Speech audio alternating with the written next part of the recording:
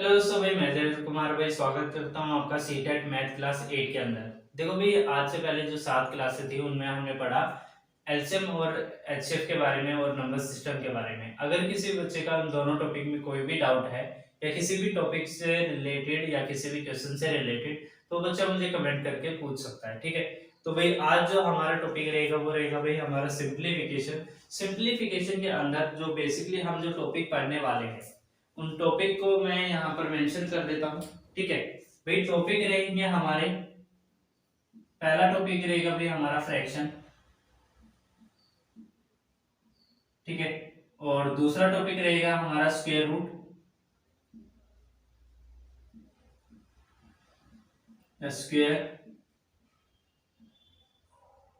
ठीक है। Third topic रहेगा हमारा क्यूब या फिर क्यूब रूट,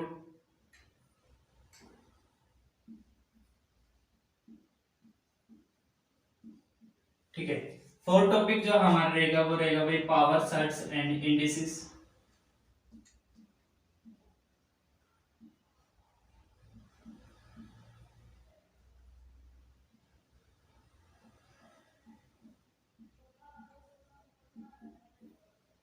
ठीक है।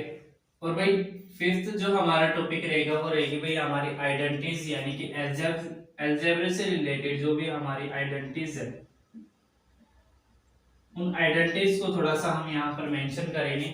जिस भी लेवल पर वो आइडेंटिटीज पूछी जाती है, हम सभी जो भी आइडेंटिटीज है उनको हम इसी क्लास में कंप्लीट कर लेंगे, ठीक है। फिर इसके बाद हम नेक्स्ट टॉपिक पर चलेंगे। भाई देखो, आज जो हमारा मेन टॉपिक रहेगा वो है भाई हमारा फ्रैक्शन से हम स्टार्ट करेंगे, ठीक है। और देन हम सीक्वेंस वाइज इन सभी टॉपिक को यहाँ पर क्लियर करेंगे। तो भाई देखो, मेन जो हमारा फ्रैक्शन सीखना है, तो भाई देखो फ्रैक्शंस क्या होता है। फ्रैक्शंस भाई हम कैसे यूज करते हैं या फिर हम फ्रैक्शंस का हम इस्तेमाल कब करते हैं। फ्रैक्शंस का इस्तेमाल हम जब करते हैं जब हम किसी प्रोडक्ट की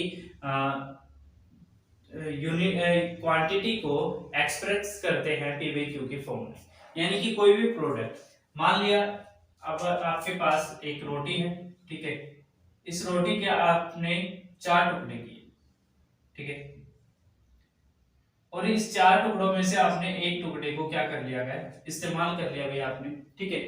इस्तेमाल करने के बाद भाई आप इसको क्या कह सकते हैं कि इन 4 टुकड़ों में से आपने परसेंट में बताएंगे तो क्या बताएंगे भाई, आपने इसका 25वां भाग, ठीक है, आपने क्या कर लिया भाई, सॉरी 25% भाग आपने क्या कर लिया, कंज्यूम कर लिया। या फिर आप इसको लिख सकते हैं भाई देखो कितने भाग हैं टोटल, टोटल भाग है भाई 4, 4 में से कितने भाग को इस्तेमाल किया भाई, एक भाग को। तो ये जो आपकी वैल्यू बनी, ये इसको क्या कहते हैं भाई, फ्रैक्शन। यानी कि टोटल कितने थे भाई, 4 थे, और 4 में से आपने कितने पार्ट को यूज किया भाई, एक पार्ट को, ठीक है। तो इसकी जो फ्रैक्शन बनी वो क्या बन गई भाई, 1/4, ठीक है। अब देखो भाई 1/4 के अंदर जो नीचे लिखा हुआ हमने क्या लिखा भाई, हार, ठीक है। इसी को कहते हैं भाई डिनोमिनेटर,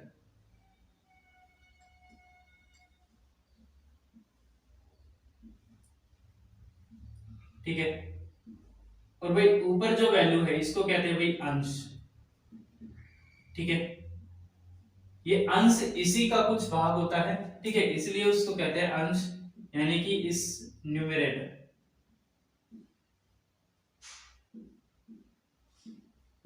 ठीक है।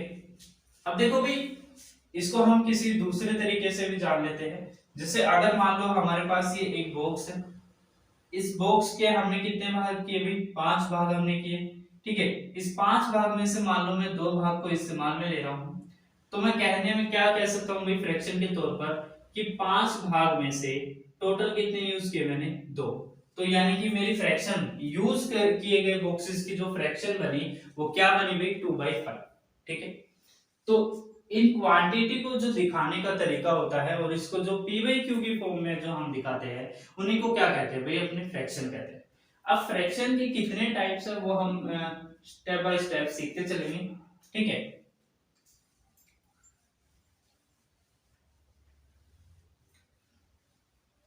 तो भाई हेडिंग डाल लीजिए, type of fraction, types, of fraction.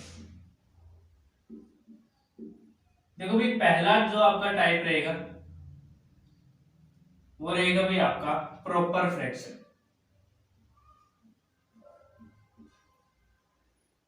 Proper fraction, ठीक है। अब देखो भाई प्रॉपर फ्रैक्शन के अंदर होता क्या है, इसका जो न्यूमरेटर होता है वो छोटा होता है डिनोमिनेटर से, ठीक है। यानी कि इसमें जो डिनोमिनेटर की जो वैल्यू होती है वो बड़ी होती है न्यूमरेटर से। अगर एग्जांपल के तौर पर मैं आपको कहना चाहूँ तो भाई मैं लिख सकता हूँ 6/7, ठीक है, या 8/9, या लिख सकता हूँ भाई 2/5, ठीक है। तो ये क्या हो गए भाई प्रॉपर फ्रैक्शन के एग्जांपल्स। यानी कि ये ऐसी फ्रैक्शंस होती हैं जिनके अंदर डिनोमिनेटर की जो वैल्यू है वो न्यूमरेटर से बड़ी होती है, ठीक है। अब दूसरी जो फ्रैक्शन आती है, अगर इसी का मैं उल्टा कर दूं तो बन जाती है हमारी इम्प्रॉपर फ्रैक्शन।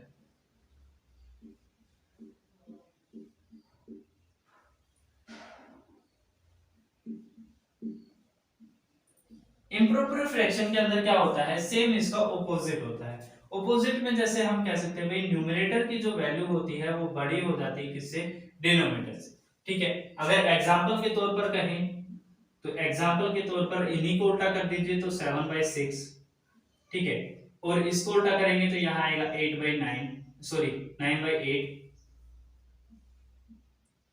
या फिर हम कह सकते हैं 5/2। तो ये जो फ्रैक्शंस होती है जिनके अंदर आपकी जो न्यूमरेटर की जो वैल्यू है वो छोटी हो जाती है नीचे दी गई, यानी कि डिनोमिनेटर से, सॉरी न्यूमरेटर की वैल्यू बड़ी होती है डिनोमिनेटर से, ठीक है। तो इसी को कहते हैं भाई हम इम्प्रॉपर फ्रैक्शन, ठीक है। अब तीसरी जो फ्रैक्शन होती है इन दोनों की मिक्स होती है, ठीक है। तो उसको क्या कहेंगे भाई, उसको कहेंगे भाई मिक्स फ्रैक्शन,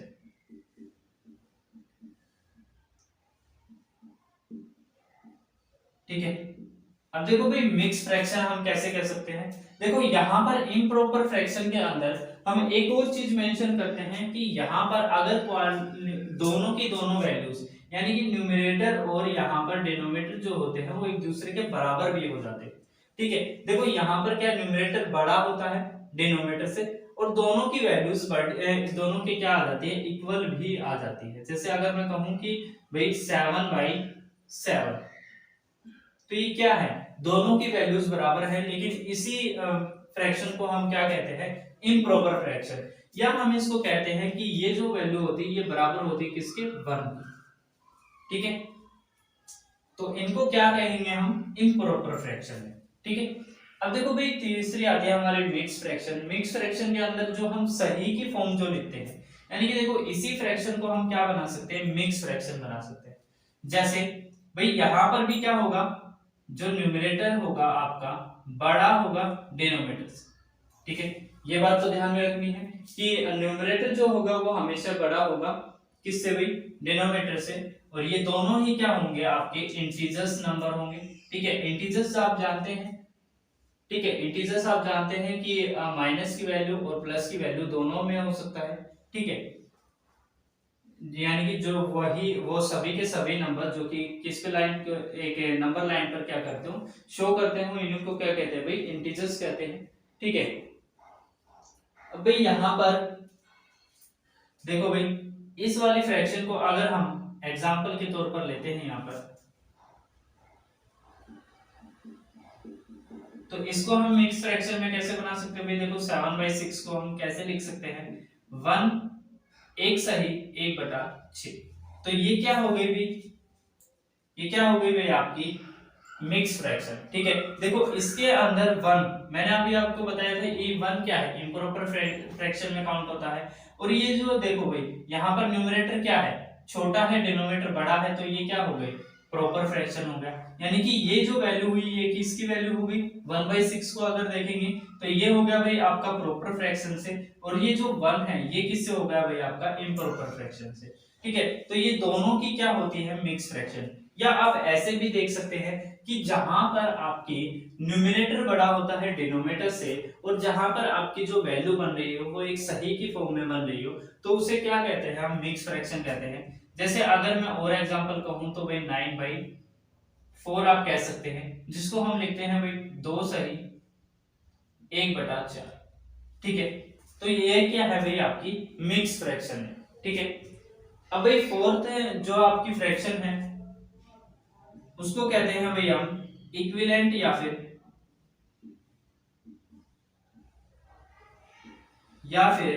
इक्वल फ्रैक्शन। ठीक है,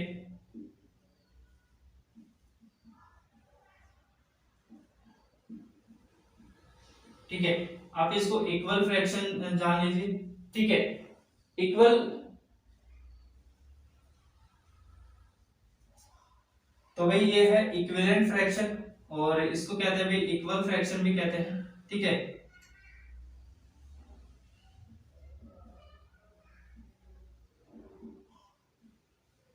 ठीक है, तो भाई ये ऐसी फ्रैक्शन होती है, वो सभी की सभी फ्रैक्शंस जिनके रेशियो आपस में क्या हो जाते हैं, बराबर हो जाते हैं, तो उनको क्या कहते हैं, इक्विवेलेंट या फिर इक्वल फ्रैक्शंस। जैसे अगर मैं एग्जांपल के तौर पर कहूं कि भाई देखो 6/9 और यहां पर आता है भाई आपका 8/12, तो ये दोनों ही फ्रैक्शन क्या हो जाती हैं, एक दूसरे के बराबर हो जाती हैं। जैसे अगर कैसे भाई, यहाँ पर अगर मैं इसके रेशियो देखूंगा तो इसका जो रेशियो होगा वो 2/3 होगा, और इस वाली फ्रैक्शन का भी जो रेशियो होगा वो क्या होगा, यहाँ पर 2/3 ही होगा। तो यानी कि जिन भी फ्रैक्शंस के जो रेशियो हैं वो आपस में बराबर आएंगे, वो सभी क्या हो जाती हैं, आपकी इक्विवेलेंट फ्रैक्शन या फिर आपकी इक्वल फ्रैक्शन। ठीक है,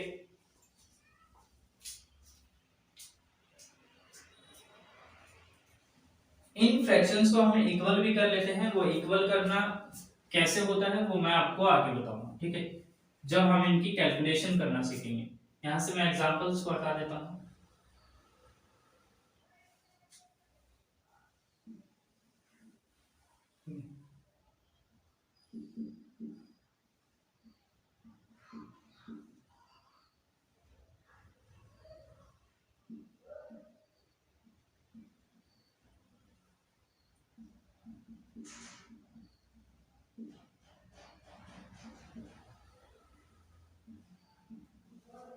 ठीक है, अब यहां पर आती है भाई आपकी लाइक फ्रैक्शन फिफ्थ। फिफ्थ में आती है भाई आपकी लाइक फ्रैक्शन। ठीक है, लाइक फ्रैक्शन हम उनको कहते हैं जिनके जो डिनोमिनेटर है वो सेम चलते हैं, ये होती है भाई लाइक फ्रैक्शन।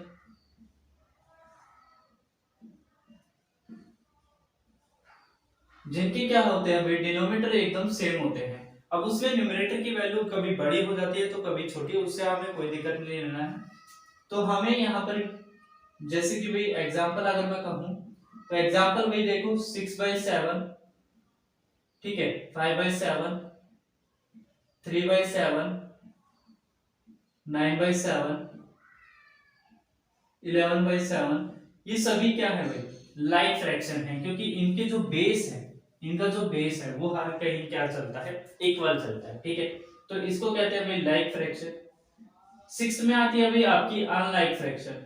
ठीक है, अनलाइक फ्रैक्शन में क्या होता है, सेम इसका ऑपोजिट हो जाता है। ऑपोजिट में हम कैसे देखेंगे भाई, इनके बेस क्या होते हैं, कहीं भी बराबर नहीं होते। ठीक है, तो इनके बेस सेम नहीं चलते हैं, बेस सेम नहीं चलते हैं तो भाई हम इनके एग्जांपल्स कुछ भी लिख सकते हैं। ठीक है, जैसे अगर मैं लिखूं भाई 5/7, ठीक है, या फिर लिख लीजिए 7/5/8 या फिर 8/5, या फिर आप लिख सकते हैं 7/5। तो ये सभी क्या है, अनलाइक फ्रैक्शंस है, यानी कि जिनके बेस क्या नहीं होते, एक दूसरे के बराबर नहीं होते हैं। ठीक है, अब भाई 7 जो है आपकी, वो है भाई आपकी सिंपल फ्रैक्शन। ठीक है, अब देखो सिंपल फ्रैक्शन के अंदर क्या होता है भाई, सिंपल फ्रैक्शन के अंदर भी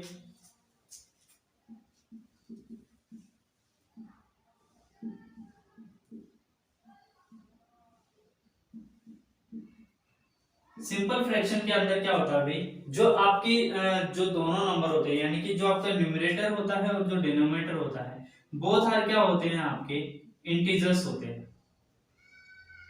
ठीक है, ठीक है, जैसे एग्जांपल के तौर पर मैं कहूं कि भाई 5/7 या फिर 7/9, ये क्या है आपके सिंपल फ्रैक्शंस है, ठीक है। अब भाई आती है बात कॉम्प्लेक्स फ्रैक्शन की। ऐसी फ्रैक्शंस जिनके देखो सिंपल फ्रैक्शन और जो कॉम्प्लेक्स फ्रैक्शन है वो कुछ मिक्स फ्रैक्शन की तरीके से होती है, ठीक है, जिसके अंदर आपके क्या चलते रहते हैं भाई, देखो कॉम्प्लेक्स फ्रैक्शन, इसमें क्या होता है भाई, आपकी जो फ्रैक्शंस होती हैं वो एक दूसरे के यानी कि इन सभी आप इस तरीके से कह सकते हैं कि जो मिक्स फ्रैक्शन होती है, जो प्रॉपर फ्रैक्शन होती है, उसमें कंप्लीटली मिक्स टाइप में हो जाती है, ठीक है। तो कॉम्प्लेक्स जो हो जाती है इसको कह सकते हैं भाई जैसे 13/15, और इधर से प्लस में 1 अपॉन में 7/9, प्लस में यहाँ पर 1 प्लस 1/1 प्लस 1/79, ठीक है, और इधर आप लिख सकते हैं 8। तो ये इस टाइप की जो फ्रैक्शंस होती है, इस टाइप की जो फ्रैक्शंस होती है, उन सभी को क्या कहते हैं भाई, कॉम्प्लेक्स फ्रैक्शंस, ठीक है। भाई नाइन्थ आती है भाई आपकी डेसिमल फ्रैक्शन, ठीक है, तो नाइन्थ को भी लिख लेते हैं भाई यहीं पर। नाइन्थ आती है भाई आपकी डेसिमल फ्रैक्शन। अब डेसिमल फ्रैक्शन आप जानते ही हैं भाई, डेसिमल फ्रैक्शन में क्या होता है, पॉइंट वाली वैल्यूज होती है, यानी कि 0.09 या 0.07 करके, ठीक है। तो वो क्या होती है आपकी डेसिमल फ्रैक्शंस होती है। जैसे अगर मैं लिखूं भाई 0.7, ठीक है, तो यहाँ क्या आएगा भाई 7/10। अब यहाँ पर क्या होती है, जो आपका जो डिनोमिनेटर होता है वो 10 की कुछ ना कुछ पावर के अंदर होता है, तो ठीक है, डिनोमिनेटर बराबर होगा 10 की समथिंग कोई भी पावर हो सकती है, ठीक है। तो सभी को क्या कहेंगे, डेसिमल फ्रैक्शन कहेंगे। अब डेसिमल के बाद आती है भाई आपकी वुल्गर फ्रैक्शन, यानी कि इसी के जो अपोजिट में आता है।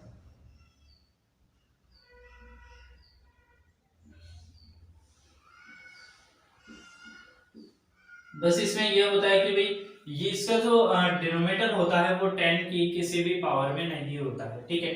जैसे अगर मैं कहूं कि भाई 5 की पावर 5/97, ठीक है, या फिर कहें तो 7/196, ठीक है। तो यानी कि इसमें सिर्फ ये बात ध्यान रखनी है कि इसका जो डिनोमिनेटर होता है वो नहीं बराबर होता है 10 की किसी भी पावर के अंदर, ठीक है। तो ये थे भाई आपके फ्रैक्शंस के 10 टाइप, ठीक है। अब फ्रैक्शंस को किस तरीके से कैलकुलेट करना है या किस तरीके से बराबर करना है वो भी हम सीखेंगे, ठीक भाई। ये टाइप्स हो गए भाई आपके फ्रैक्शंस के, ठीक है। इन्हीं फ्रैक्शन से डायरेक्ट कभी कभी क्वेश्चन आ जाता है कि बताइए ये वाली जो फ्रैक्शंस है इनको हम कौन सी फ्रैक्शंस कहेंगे, या मैथ्स की पेडागोजी के अंदर भी ऐसा क्वेश्चन आपको देखने को मिल जाता है,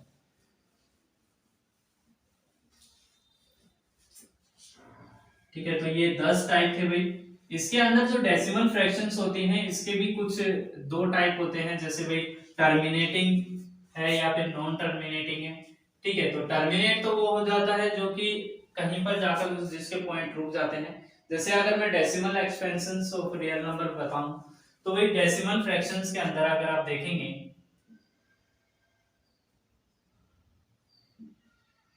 तो भाई डेसिमल फ्रैक्शंस के अंदर आप कैसे देखेंगे भाई, देखो इसके अंदर जो नंबर्स होते हैं, जो फ्रैक्शंस होते हैं वो कभी कभी क्या होती है टर्मिनेट हो जाती हैं, कभी कभी नॉन टर्मिनेट हो जाती है। तो दो तरीके में बेसिकली होती है भाई, देखो एक होती है टर्मिनेटिंग, ठीक है, एक होती है नॉन टर्मिनेटिंग। तो भाई बेसिकली इसमें क्या होता है कि कोई वैल्यू यानी कि जब आप उसको डिवाइड करते हैं तो कहीं ना कहीं जाकर उसका पॉइंट क्या हो जाता है, रुक जाता है। जैसे अगर मैं कहूं कि भाई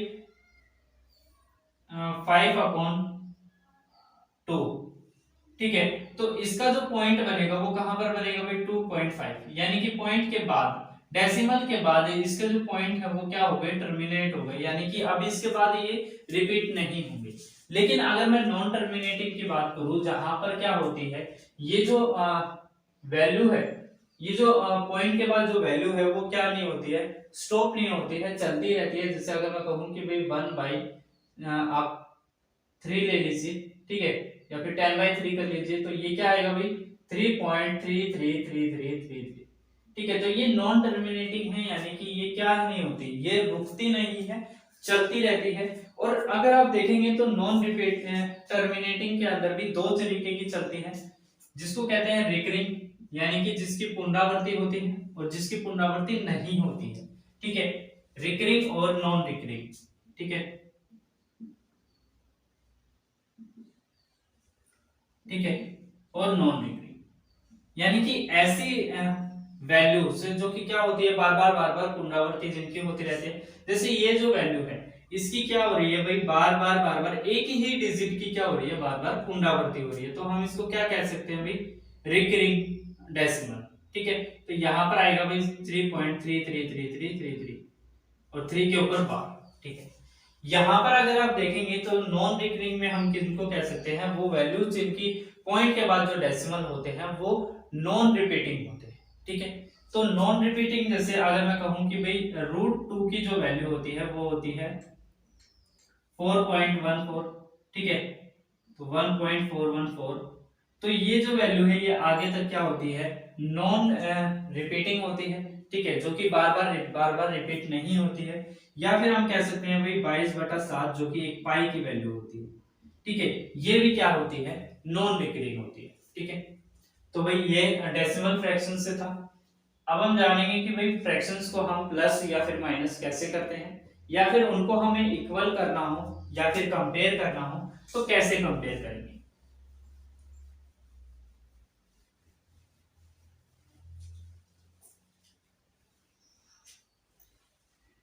भाई देखो, अगर मान लो आपके पास कोई भी दो फ्रैक्शंस है तो पहले हम ऐड कर लेते हैं, ठीक है।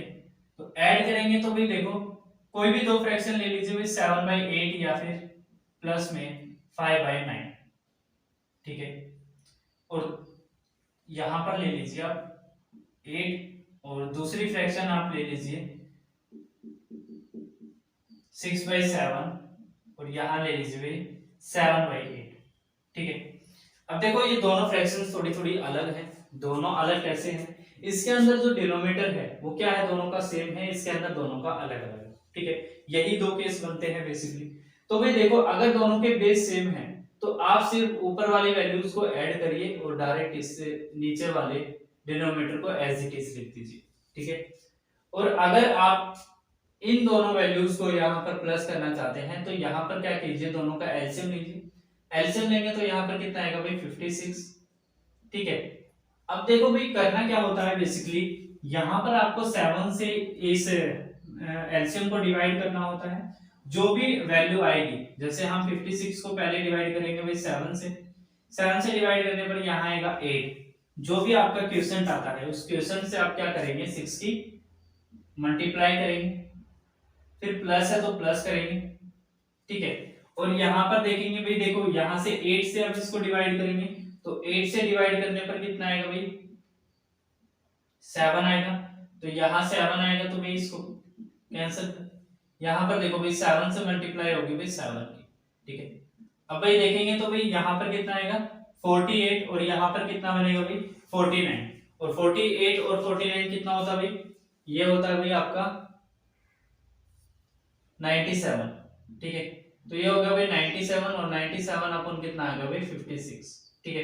तो ये हो गया भाई इसका आंसर, यानी कि इस तरीके से आप क्या कर सकते हैं, प्लस कर सकते हैं इनको, ठीक है।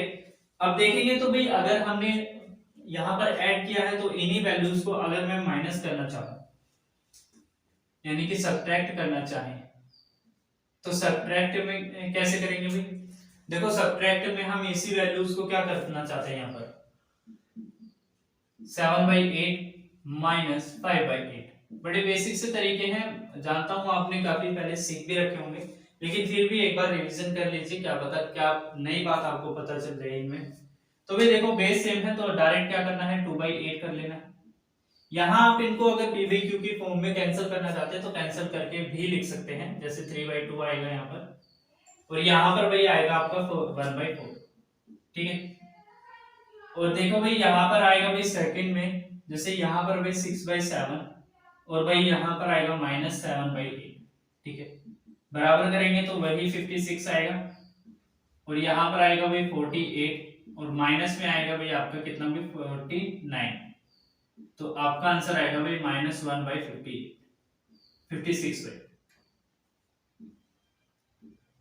ठीक है, तो ये हो गया भाई इसका सबट्रैक्टर।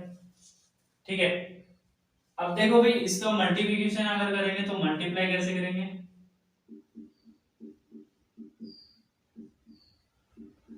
भाई देखो मल्टीप्लाई में कैसे करेंगे भाई, यहाँ पर है भाई 1, ये है भाई 7/8 मल्टीप्लाई 5/8। ठीक है, अब देखो भाई यहाँ पर क्या करना है भाई, ऊपर की वैल्यू ऊपर मल्टीप्लाई और नीचे की वैल्यू नीचे मल्टीप्लाई। तो यहाँ पर देखेंगे तो यहाँ पर कितना आएगा 35, और यहाँ कितना है भाई 64। इसी तरीके से भाई यहाँ पर करना होता है सेकेंड वैल्यू में। जैसे यहाँ पर देखेंगे तो 6/7 मल्टीप्लाई 7/8। अब देखो भाई मल्टीप्लाई करते हुए अगर कोई भी वैल्यू आपस में कैंसिल हो रही है तो उसको कैंसिल भी कर सकते हैं। यहाँ से कैंसिल, यहाँ से आएगा 3 और यहाँ आएगा 4, तो यहाँ पर आपका जो आंसर आएगा वो कितना आएगा भाई 3/4। ठीक है, आप चाहते तो आप डायरेक्ट भी लिख सकते थे और डायरेक्ट लिखने के बाद उनको कैंसिल कर सकते थे। ठीक है, अब भाई बेसिकली आपका आ गया भाई फोर्थ टाइप जो कि है भाई डिवीजन। ठीक है, ये सबसे इंपॉर्टेंट टाइप है क्योंकि डिवीजन के अंदर ही बहुत से बच्चों को क्या दिक्कत आती है कि भाई हम डायरेक्ट यानी कि किसी भी फ्रैक्शंस को किसी भी दूसरी फ्रैक्शन से जब डिवाइड करते हैं तो वो कैसे किस तरीके से करें। तो यहाँ पर आप देख लीजिए भाई पहला जो क्वेश्चन है वो भाई 7/8, अब डिवाइड 5/8। ठीक है, अगर आप डिवाइड करना चाहते हैं तो कैसे कर सकते हैं? देखो डिवाइड में क्या होता है ना कि आमने और सामने की जो वैल्यूज है वो आपस में क्या हो जाती है, कैंसिल हो जाती है। जैसे यहाँ पर देखो 8 से क्या हो जाएगा, कैंसिल हो जाएगा। ठीक है, अब यहाँ पर 1 है। अब देखो भाई यहाँ पर आप क्या कर सकते हैं भाई 7/5 आपका डायरेक्ट क्या होगा, आपका आंसर होगा। ठीक है, या फिर आप इसमें अगर आपको कंफ्यूजन होती है कि भाई आप किस तरीके से इसको करें, तो इसका सबसे अच्छा तरीका क्या होता है कि 7/8 ऐसे रखिए, जो डिवाइड है डिवाइड को पलट कर क्या लिख दीजिए मल्टीप्लाई, और ये 8 बाई क्या कर दीजिए, इसको 5 कर दीजिए। अब देखो 8 से 8 कैंसिल हो जाएगा तो आपका आंसर कितना आ जाएगा 7/5। ठीक है, इसी तरीके से आपका जो दूसरा एग्जांपल है उसको भी करिए, क्योंकि 6/7 मल्टीप्लाई सॉरी डिवाइड 7/8। ठीक है, अब देखो डिवाइड में ये मल्टीप्लाई नहीं है इसलिए आप इसको ऐसे क्रॉस में मल्टीप्लाई डिवाइड नहीं कर सकते हैं। इसमें सिर्फ आप कैसे कर सकते हैं, आमने सामने की वैल्यूज को। ठीक है, तो यहाँ पर आप देख सकते हैं कि भाई कोई भी वैल्यू ना इससे ये कैंसिल हो रहा है ना इससे ये कैंसिल हो रहा है। ठीक है, तो आपको क्या करना पड़ेगा, डायरेक्ट इनको लिखना पड़ेगा। तो डायरेक्ट क्या करेंगे भाई, अगर डायरेक्ट आपको लिखना है तो क्रॉस में आप इनको मल्टीप्लाई कीजिए। जैसे इसको करेंगे तो यहाँ कितना आएगा 48, और यहाँ इसको क्रॉस में मल्टीप्लाई करेंगे तो यहाँ कितना आएगा 49।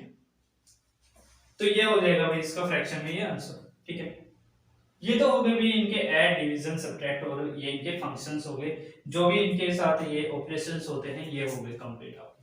ठीक है, अब मैं बताता हूँ भाई आपको, जब भी दो फ्रैक्शंस को हम कंपेयर करते हैं, ठीक है, कि कौन सी फ्रैक्शन बड़ी है कौन सी फ्रैक्शन छोटी है, तो उसको हम कैसे कंपेयर करें। देखो कंपेयर करने के दो तरीके होते हैं, बेसिकली आप कैलकुलेट करके करिए या फिर आप उनको उनके जो बेस सेम है बेस है उनसे आप कंपेयर कर लीजिए। जैसे मैं इन्हीं दो फ्रैक्शंस को ले लेता हूं यहाँ पर, ये हो गया 5/8। यहाँ पर देखो भाई आप इन दोनों फ्रैक्शंस को कैसे कंपेयर करेंगे कि कौन सी वैल्यू कौन सी फ्रैक्शन बड़ी है कौन सी फ्रैक्शन छोटी है। तो भाई कंपेयर करना है हमें। ठीक है, और एक और बात भाई, जो ये साइन होते हैं ये जो दो तरफ जब ये खुलता है जिस तरफ इसका मुंह खुला होता है वो वैल्यू उसके सामने की वैल्यू क्या होती है, बड़ी होती है। ठीक है, और उसके पीछे की जो वैल्यू होती है वो क्या होती है, वो छोटी होती है। ठीक है, तो ये बात ध्यान रखना, या इसको कह सकते हैं भाई स्मॉलेस्ट, और ये होती है भाई अपने आप में लार्जेस्ट। ठीक है, ठीक है भाई, तो भाई ये जो दो वैल्यू, अब देखो भाई यहाँ पर आपको पता है कि दोनों के बेस सेम है। अगर दोनों के बेस सेम हो या जितने भी फ्रैक्शन है उनके अंदर आपको कंपेयर करना हो और सबके बेस सेम हो, तो ऊपर की वैल्यू यानी कि न्यूमरेटर जो भी बड़ा होगा वो वैल्यू अपने आप में क्या हो जाएगी, बड़ी हो जाएगी, और जिसकी वैल्यू छोटी होगी वो अपने आप में वैल्यू क्या हो जाएगी, छोटी हो जाएगी। अगर आप इसको और चेक करना चाहते हैं तो चेक कर सकते हैं, आप इसको 7/8 लिखकर डिवाइड करिए, 5/8 लिखकर डिवाइड करिए, फिर पॉइंट के बाद जो आपकी वैल्यू बनेगी, देखो यहां पर अगर आप इसको डिवाइड करेंगे तो ये बनेगा 70, ठीक है, पॉइंट लगकर 70 है। अब ये कितने तक जाएगा, 8 पर जाएगा, 8 8 जा 64। यहाँ पर देखिए भाई ये पॉइंट लगेगा तो यहाँ पर कितना बनेगा भाई 50, और 50 बाई 8 बनेगा, तो भाई यहाँ पर कितना जाएगा भाई 6 टाइम जाएगा, तो ये हो गया भाई 0.6। अब देखो 0.6 बड़ा होता है या 0.8 बड़ा होता है, तो आपको पता ही है कि 0.8 बड़ा होता है, तो यानी कि ये वैल्यू बड़ी, ठीक है।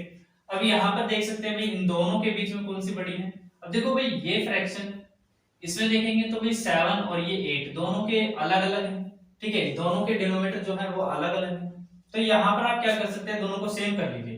दोनों को सेम करने के लिए मैंने आपको बताया था कि इनका क्या कर लीजिए, एलसीएम ले लीजिए। एलसीएम लेंगे तो आएगा भाई 56।